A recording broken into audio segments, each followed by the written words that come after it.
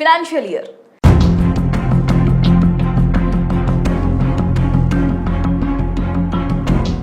ఇండస్ట్రీలో ఏప్రిల్ 1, 2025 నుంచి కొత్త ఆర్థిక సంవత్సరం మొదలు కానుంది. అదే సమయంలో పలు ఆర్థిక నియమాల్లో మార్పులు రాబోతున్నాయి. మరి ఈ మార్పులు భారతదేశంలోని ఉద్యోగులు, వ్యాపారులు సహా అనేక మందిపై ప్రభావం చూపనున్నాయి. అయితే ఈసారి ఎలాంటి మార్పులు రానున్నాయి, జిఎస్టీ రేట్లలో మార్పులు ఎలా ఉన్నాయని ఇతర విషయాల గురించి ఇప్పుడు తెలుసుకుందాం. There will be no income tax payable up to income of 12 lakh rupees. April 1, 2025 నుంచి ప్రభుత్వం కొత్త ఆదాయపు పన్ను స్లాబ్లను అమలు చేసింది. ఈ కొత్త పన్ను విధానాల్లో స్లాబ్ల తగ్గింపుల్లో మాత్రమే కాకుండా భారీ పన్నుల మినహాయింపు కూడా ఉండనుందని తెలుస్తోంది.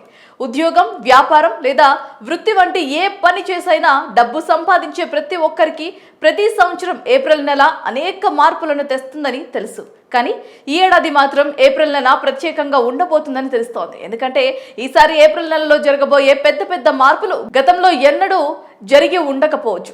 డబ్బు సంపాదిస్తున్న ప్రతి ఒక్కరికి ఈ ఏడాది ఏప్రిల్ 1వ తేదీ చాలా ప్రత్యేకంగా ఉండబోతుంది. నేరుగా ఈ విషయం ప్రజల డబ్బుకు సంబంధించింది. తాజాగా ప్రభుత్వం మధ్యతరగతి మరియు శ్రామిక ప్రజల కోసం అనేక పెద్ద ప్రకటనలు చేసిన సంగతి తెలిసిందే. ఇవన్నీ కూడా ఏప్రిల్ 1, 2025 నుంచి అమల్లోకి వస్తాయి.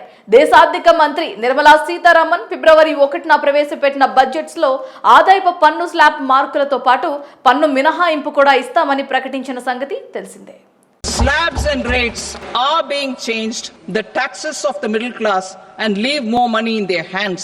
పాత పన్ను విధానంలో ఆర్థిక మంత్రి ఎటువంటి మార్పులను కూడా చేయలేదు. కానీ ఆర్థిక మంత్రి కొత్త పన్ను విధానంలో పన్ను స్లాబ్లను మార్చడంతో పాటు పన్ను మినహాయింపు పరిధిని కూడా పెంచారు. అయితే ఆర్థిక బడ్జెట్లో నిర్దేశించిన ఈ కొత్త ఆదాయపు పన్ను రేట్లు ఏప్రిల్ 1 నుంచి ప్రారంభమయ్యే ఒక ఆర్థిక సంవత్సరం నుంచి అమల్లోకి వస్తాయి.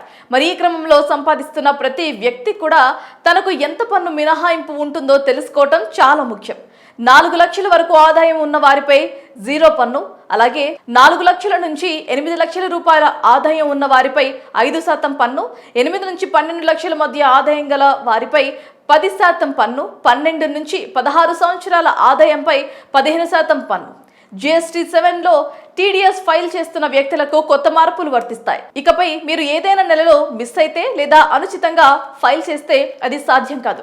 ప్రతి నెలలో పన్ను ఫైల్స్ చేయాల్సి ఉంటుంది. ప్రమోటర్స్, డైరెక్టర్లు ఇకపై జిఎస్టీ సువిధా కేంద్రాల్లో బయోమెట్రిక్ ధృవీకరణకు తప్పనిసరిగా హాజరు కావాల్సి ఉంటుంది. ఇది పన్ను సదుపాయాలు, భద్రతా లోపాలతో పాటు ఈజీగా ఉండేందుకు కూడా సహాయపడుతుందని నిపుణులు అంటున్నారు.